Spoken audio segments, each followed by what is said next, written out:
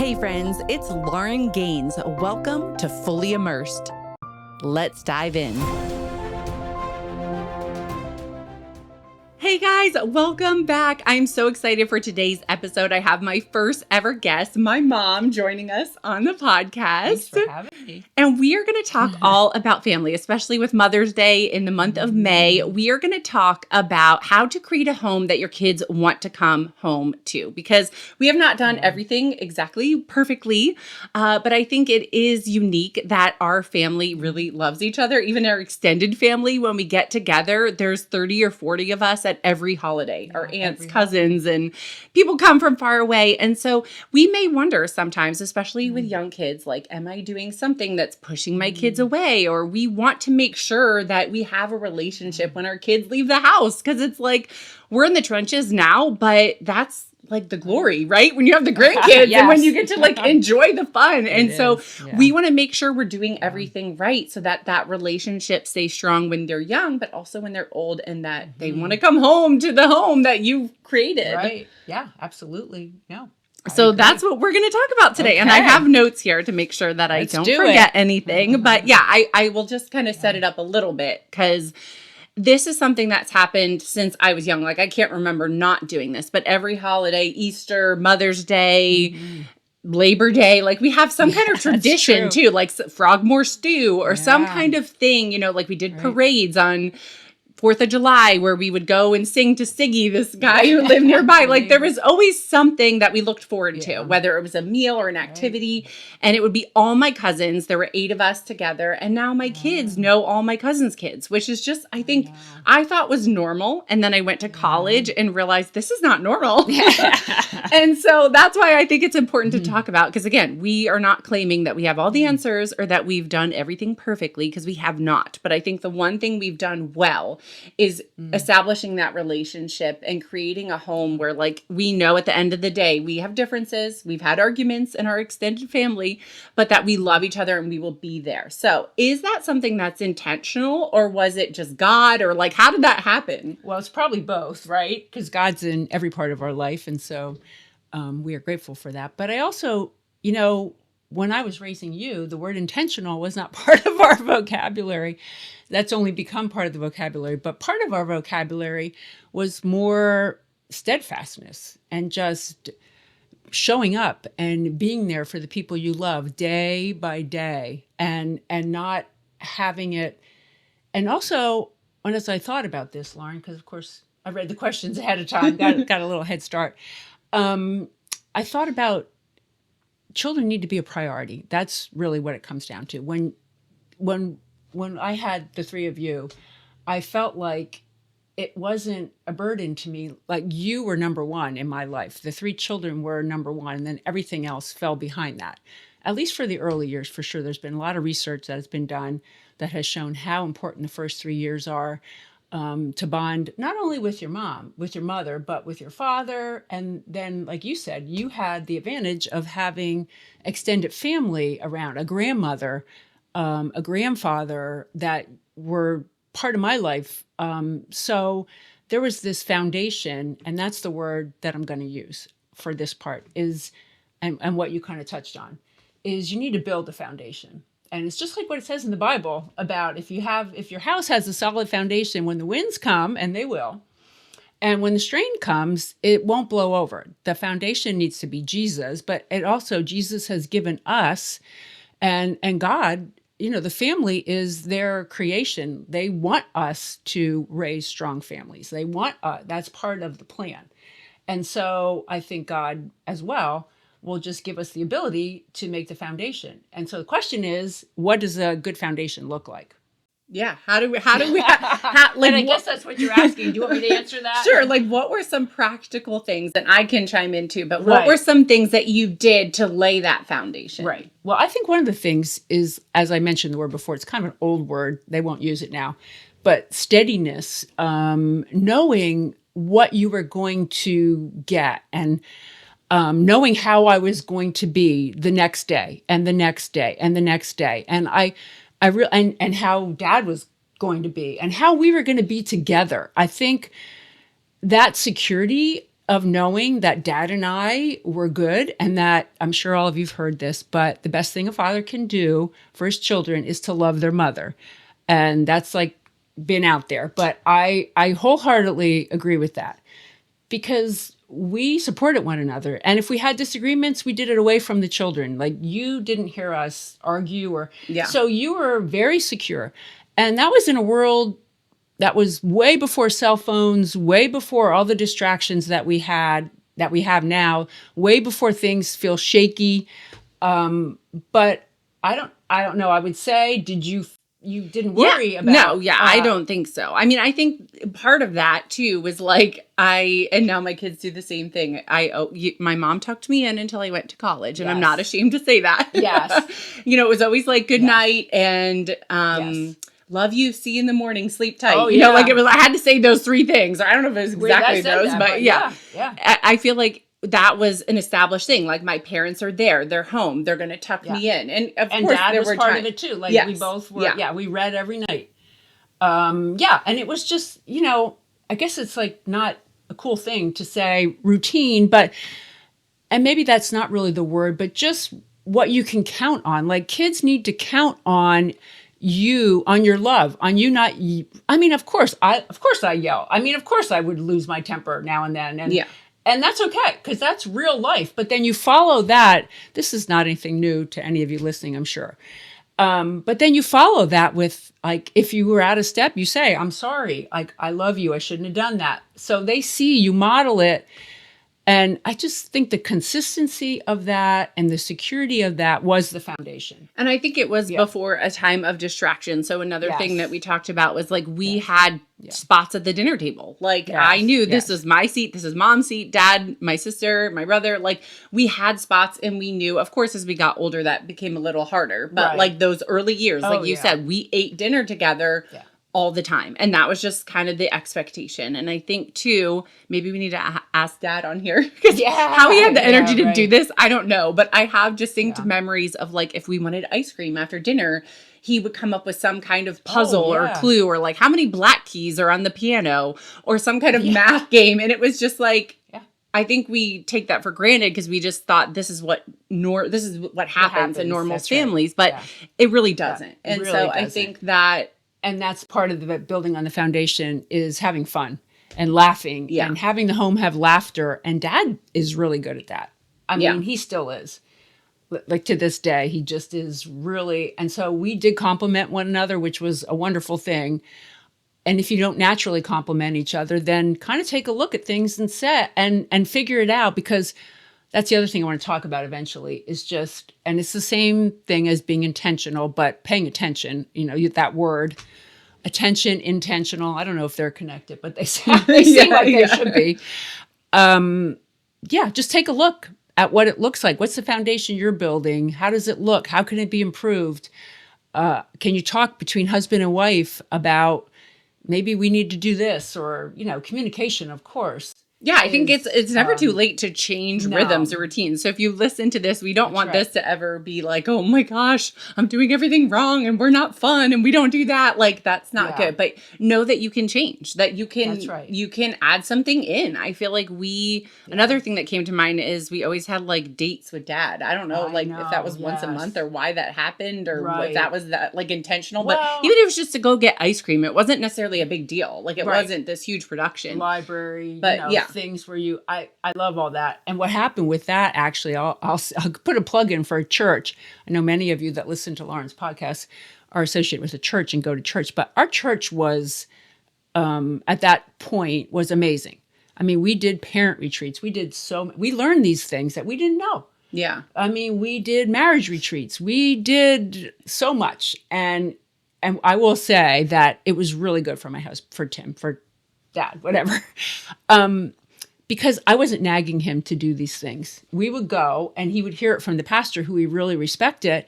And then he would come home and say, I think I'm going to do this, without my having to say, I really think you need to do this, because you know how that goes over. That doesn't go over so well generally. But if they hear it from another man and someone they respect, I mean, many things got started, changed by our church, by community, by just seeing what other people do that works.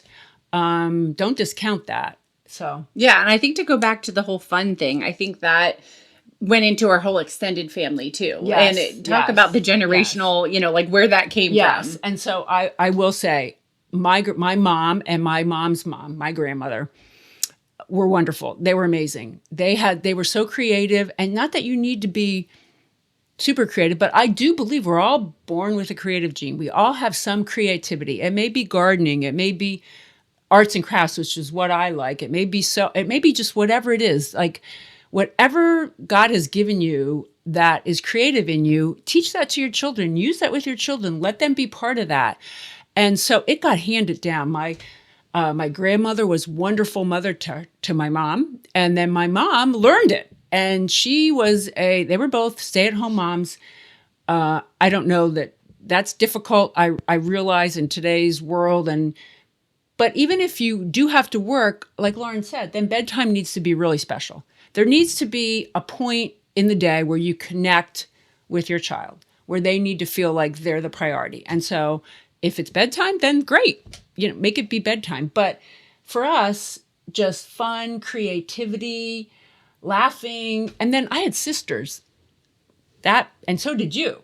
Yeah. I mean, and not to say, but you and your sister. So if you have boys, you're screwed. No. Yeah. Then it's a different kind of creativity. Yeah. It's just different. But yeah, I mean, you would make dolls out of, bocce balls, and like you were both super creative together. Yeah. And the same thing. But I think too, if my brother were here, like he would just play outside and be creative in that way, and my son battling things, and it's still, they did create things. They did. It just in a different, not baby dolls, swords, guns, like that kind of thing, in a different way. And more out. Yeah. It was 2 girls and then a boy, our son Alex, and he was an outdoor kid. He definitely. But I think having those memories, and even vacation, and I know that can be a hard thing because people don't have money to maybe go on vacation, but it doesn't need to be like a huge elaborate trip, but a time where you disconnect from the phone, from the computer, and you're just a family doing fun things. Those are the memories. Like if you want your kid to come back home, they need to have good memories with you. It can't constantly just be like, mom was always irritable. She always was working. She never had time for me. If I asked her a question, she would get annoyed. They're not, why would that relationship continue then into adulthood? It won't. And so it won't. Again, not to put all pressure on you, it doesn't have to be perfect. No. It's not about perfection. It's more just about bonding and like looking each other in the eye and laughing. Yeah. I think laughter is such a huge thing. And I think about my Nona did like a kids camp where we would do a circus, or we did the Price is Right, and like we just laughed and had a ball. And I think that creates a bond between people. I did that with my cousins, and not that you have to do something that elaborate, but play a game together. Sit down and don't do something in front of a screen. I think that will just naturally create that bond. We played a lot of games. And I'll say, it didn't always go well. The kids would cry because they would lose and they hated it. But you still have fun. Like, my husband would always get Yahtzee. He would be the one getting Yahtzee all the time. And the kids would get so frustrated. And inevitably, at least one of them would cry. And so, sometimes all of us in one game. Yeah, exactly. And so it didn't go perfectly, as Lauren said. But still, when you think back, you kind of laugh about that now. That was even a memory. Like, we joke about that now. Like, oh boy, we play a game. Everybody's going to cry. But it was still worth doing. Just because it wasn't perfect didn't mean we should not do it. Right. So, yeah. Okay, here's another question. What are the things that parents do without maybe even realizing it that are, and we did talk about this a little bit, but that are like slowly pushing the kids away? Well, yeah, that can be a different subject too. I think when they're young, of course, you're going to be correcting, and hopefully all this is going to be in love. You're going to be, talking and guiding and imparting wisdom, hopefully, and all those things. But when they become adults, your job for that is mostly over. If they ask you, then by all means, you can have a conversation. But really, adult children don't want to be told. They don't want to be told how to raise their children. They don't want to comment from you about, you've got to learn to just be quiet. Or is that hard? Well, not with you, or not with Kate, because you're both raising your children the way I would want you to. So and just home and loving, and I would think it'd be extremely hard if you weren't taking your children to church. I would be. Yeah. I mean, so I think it can be really hard. I think I know of friends of mine who they find that very hard, but they've also made the mistake of saying too much, and then, wow, you can't take words back. So one of the things about this is like, be very careful at that point, and not to say that it can't be fixed, but you don't want to speak words that are just, you can't go back from. And I think really here would be, that's great. Yes. But also be praying.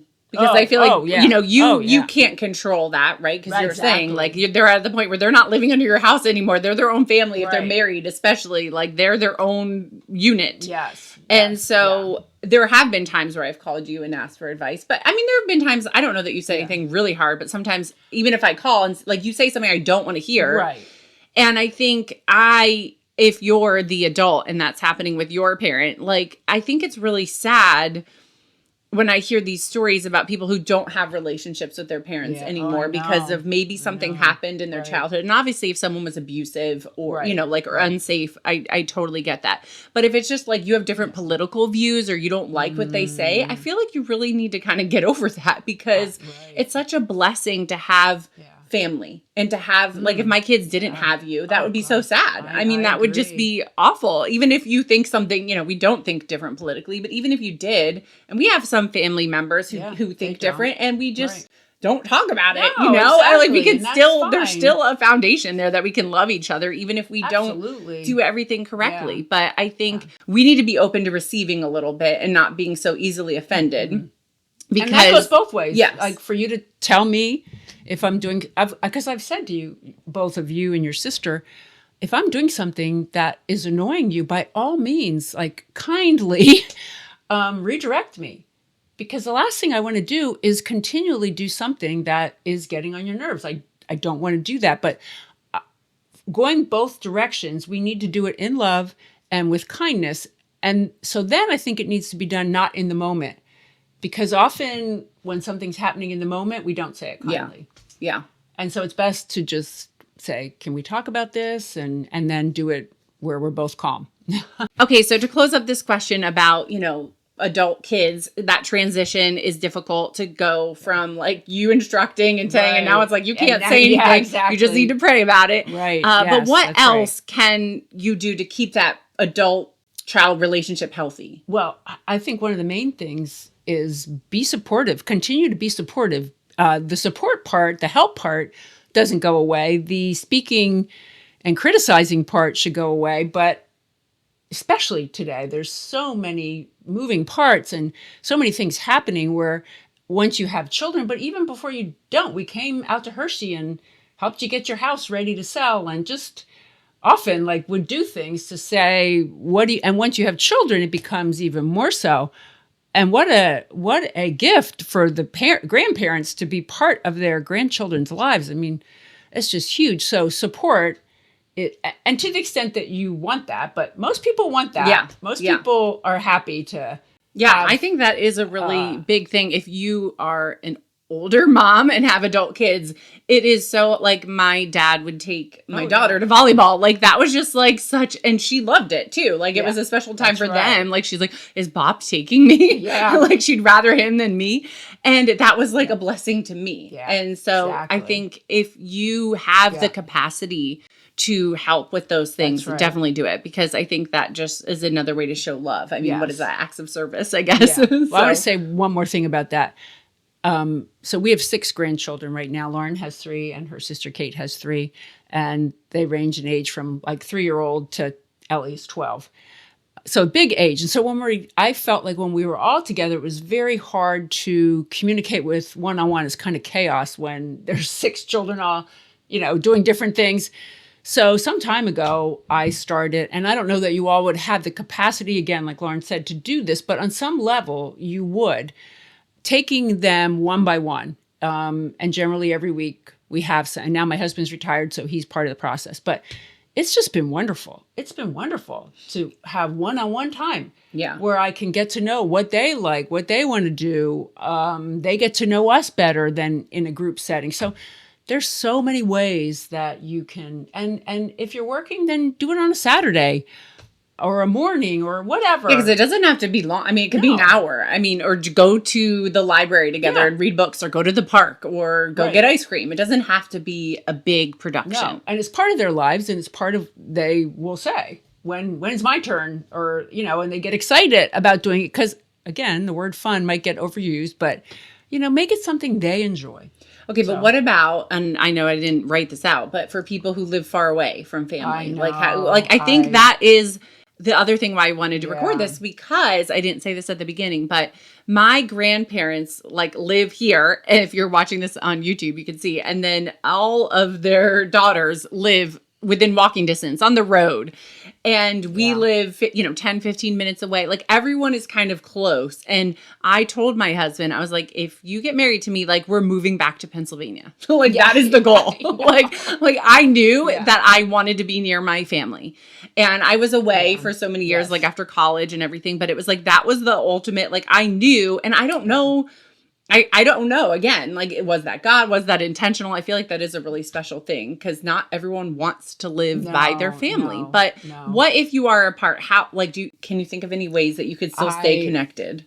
I mean, that makes it hard. That definitely, because I made that same choice. I was like, I can't imagine. What I will say is, if you're on the fence about making that choice, and if you are close with your family, I don't think you will regret. I think God blesses that, because Daryl's, it's not hurt his career whatsoever to be here. And the same thing happened to Dad.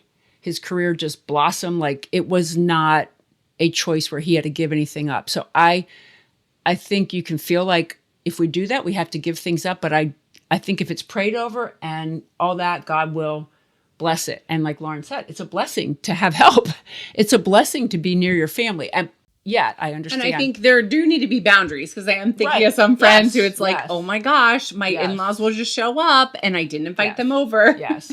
And so you need to be clear, I think, with boundaries. And that's something that we struggle with today, because we don't want to offend people, and we need to do everything in love. And it's it's loving to have boundaries. And if that's something that you struggle with, get the boundaries book, or go to a counselor and talk to someone about it, so that you can set up those boundaries at the beginning. Ahead of time. Right. Yeah, absolutely. And then it won't create as much conflict. Yes.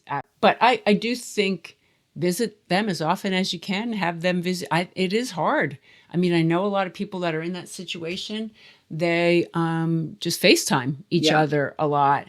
And I do think you have to be extra creative. I think you could write letters. I feel like there is something special about my kids rarely get mail, and when they do, they get so excited. That's so true. I think that could be a fun true, way, and they Lauren. could write back to you if they're old enough. So definitely. But I mean, planning or vacations or times That's where what I was you're say. And then really, I think a big thing, I don't know if this was a question ahead of time, but well, let's just move on to the next question. I think you do a great job of creating a home that is clean, organized, unlike mine. Just really a place where everyone feels loved and people just want to come to it. And that is a gift that you have. Yes. And so how do you do that? And what, give me specifics of intent. What are you intentional about? If mom's I don't know where to start. And this could be someone your age, or even for a mom who has younger kids who wants to start to create a home that just feels good. Yeah. Yeah. Gosh, that's funny. 'Cause that's just, I feel like that's just me. I just you're very conscientious. So talk about the things that you do. I am very conscientious about that. But I think it's important. Let's just use the example of when we have them one-on-one. We always have a meal, generally it's lunch together. And so I will make what they like to have. I know what they like to have, and then I'll make it. And maybe and a lot of times Isaiah doesn't like it as much, but with the girls, we bake. And so we will bake together and make something that they can bring home for their family. And then we do arts and crafts a lot. Again, I think the one thing I was alluding to, so I'll just say, yes. My mom hates TV. There were times, growing up where we didn't have cable not because we couldn't afford it, but because she hated it, and was always you will never have a TV in your room until we do, and we knew you never would. And good point. I can't tell you how many people I talk to who get together with family, grandparents, and then they're just sitting there on their phones. And maybe this is going to sound judgmental, but Sorry. Yeah, it like, matters. I feel like if you really want that relationship, right. you have to put the phone down. Yeah. Oh, absolutely. Or you can't just like, I'm not saying you can't ever do a movie night, because we do. And I think the kids enjoy that, but that needs to be like second tier, not like the first interaction. No. Okay. So even if you live far away and you get together or you go for a weekend, don't be on your phone. Oh, don't be on your phone. No, again, going way back to the beginning of this conversation, children need to be a priority. Do you have to 100% focus? Of course not. But they need to know that before anything else, and that was just inbred in me. I don't think that was anything I thought about. I mean, back when I was a mom, there wasn't books. There wasn't you just took what you learned from your mother, and that was whatever was passed on generally is what I didn't read anything, or we didn't, but you guys were a priority, and we didn't watch. I mean, now and then you would watch those goofy movies from the library. So you would do that, but we didn't sit in front of the TV. That just was not, TV's not my thing. And definitely now with the grandkids. Yeah. Oh my gosh. Yeah. So, and then the difference would be, and I'm glad, but the kids love to fish. And that's not my thing. Fishing is not my thing.